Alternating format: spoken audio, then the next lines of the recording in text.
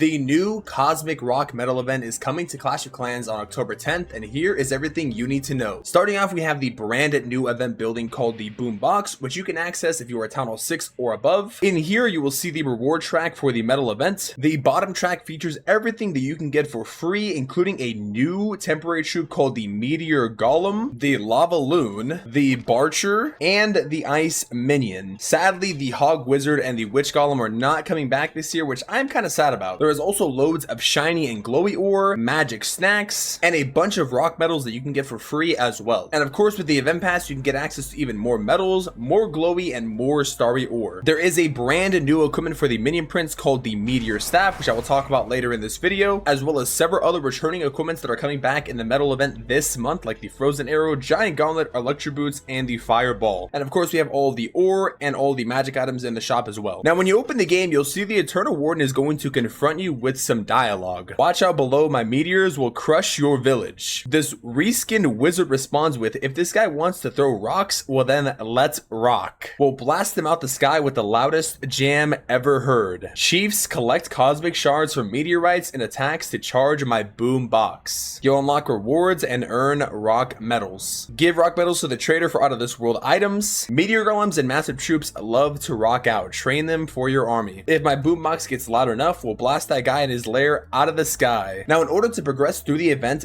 buildings are being crushed by meteors, which you will then destroy for cosmic shards. These meteorites will damage nearby allies when destroyed, so you have to watch out. These meteorites will damage any nearby troops, so you have to be careful. And the meteor golems and master troops are here to rock. If you ever want to access the info part of the event, just click the eye icon at the top and it'll bring you back to this screen. Now, there is a new gameplay twist this month. So when you go into an attack, raining meteors are going to come down on random defenses, which you will then have to destroy for the cosmic shards to progress in the metal events. These cosmic shards cannot attack you, but they do damage after you destroy them. So as you can see here, we'll go ahead and put our Barbarian King down on this cosmic meteor here to destroy it. Activate the ability.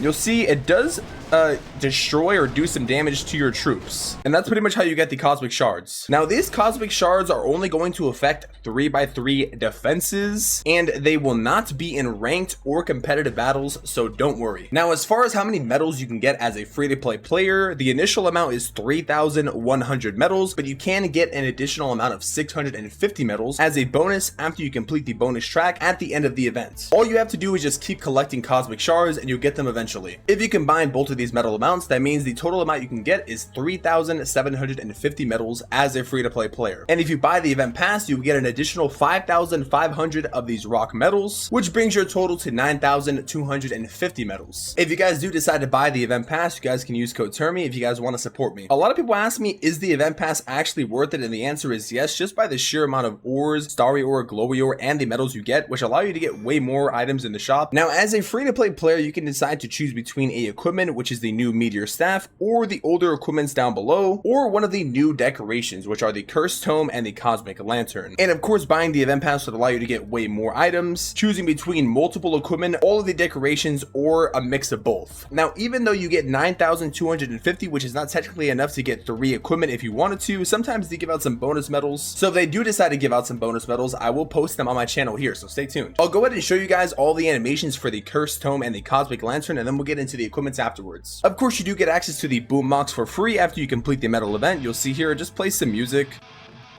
Plays actually different kind of music too if you tap on it. That's kind of cool. And then we have the Cosmic Lantern here, which is a static decoration. It's kind of just like a little mini lantern. Well, it's actually kind of a tall lantern. It's taller than a lot of these buildings here, but it's just a static decoration. Nothing really crazy, but it does look pretty nice. And then we have the super decoration, the Cursed Tome, which has several different animations here, like a book. I believe this is a reference to the Shadow Warden here. It kind of lights up on the bottom as well. There's this animation here with some, what is that, like a snake all the way around. There's also some writing inside of this book as well, and some symbols. We have some ghosts coming out, which are similar to the ghosts that would come out of the Cosmic Warden's book on his animation, and it actually changes color here, which is pretty cool. And there's another symbol on the bottom. We have a skull icon that comes out as well. This is pretty cool, man. I actually like this super decoration a lot. We have some crystals on the bottom here, which is very interesting. Another symbol. So it looks like the symbol on the middle on the bottom there on the little podium actually changes depending on what it's at. And we have some like zombie arms arms coming out of it as well. I believe that is all of the animations that it has. These super decorations tend to have a lot. So moving on, we have the brand new Meteor Staff equipment, which you can pick up for 3,100 medals. Now the Meteor Staff is the brand new equipment coming for the Minion Prince and is his second ever epic equipment. You'll see here it is a passive ability, summons mysterious meteors that repeatedly strike the nearest defense. The cooldown is 5 seconds. Now in terms of the stats, they're pretty solid. Damage per hit is 850, the hero boost DPS increase is 125, and the hit point increases almost 900, which is pretty solid. In terms of how I see this equipment being used, maybe people might pair it with the Dark Crown because that is also a passive ability,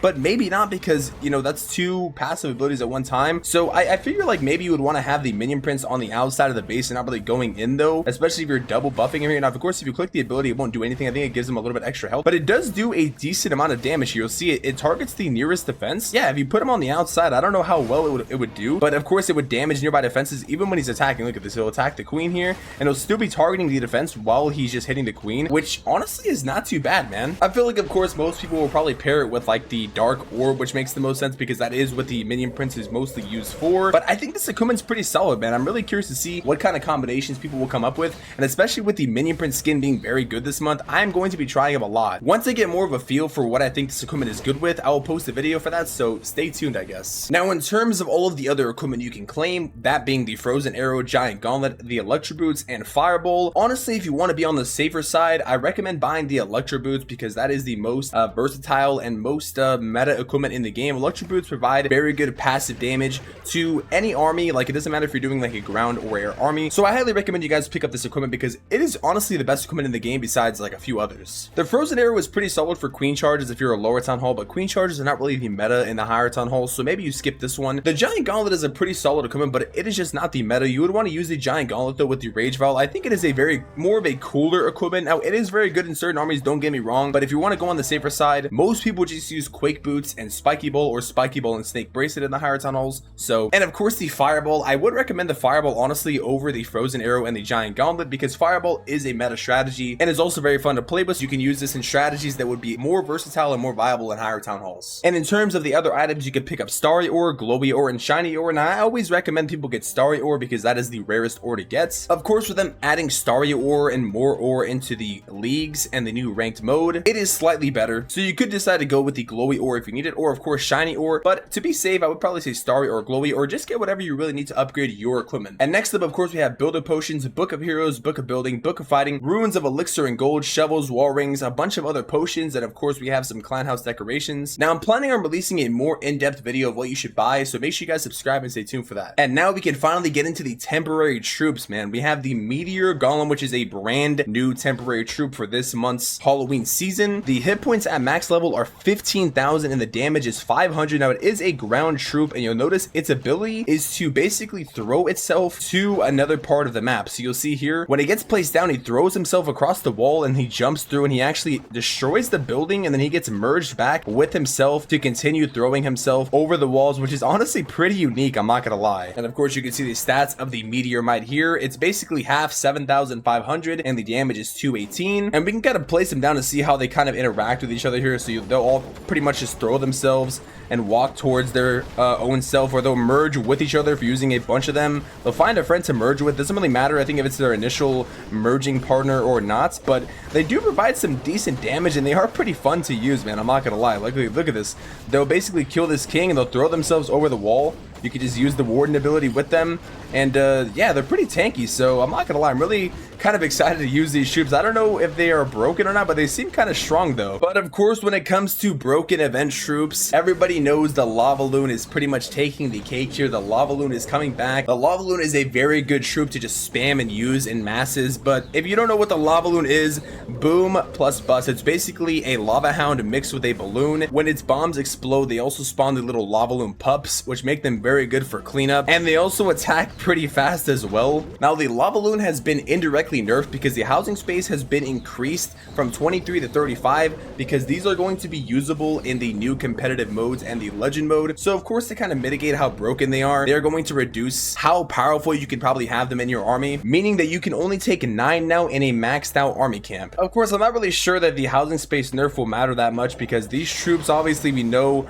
are very strong. I mean, all you got to do is really just lightning activating some air defenses, and then you just send them across the map like you normally would do in the past here. The warden just going to go ahead and follow them. If you like pop a rage here and just go like this, I mean, I don't really know, man. I feel like it's still going to be very hard. Like, if people build spread out bases like this, okay, sure, but once they spread out in the middle, man, I feel like it's just kind of GG's. You know, they still have always been broken, but I guess we'll see, man. Especially with the new hard mode active, or the new legend mode rather, maybe we'll still get some defenses. I mean, hopefully, right? We also have the Barcher returning with the Rage Cloak ability. So for the first 5 seconds, it is invisible to defenses and attacks faster. It's pretty much just the Barbarian and the Sneaky Archer merged from the builder base. Now, there is actually a buff to the Barcher this month. So the ability's rage effect is going from 70% to 100%, and on max level, this means the damage per shot is from 142 to 168. And the Ice Minion is also returning, and it has received a buff, so the freeze duration is going to be slightly increased from 2.5 seconds to 2.7 seconds. So pretty solid. Now, this is how the Barchers look when they are attacking.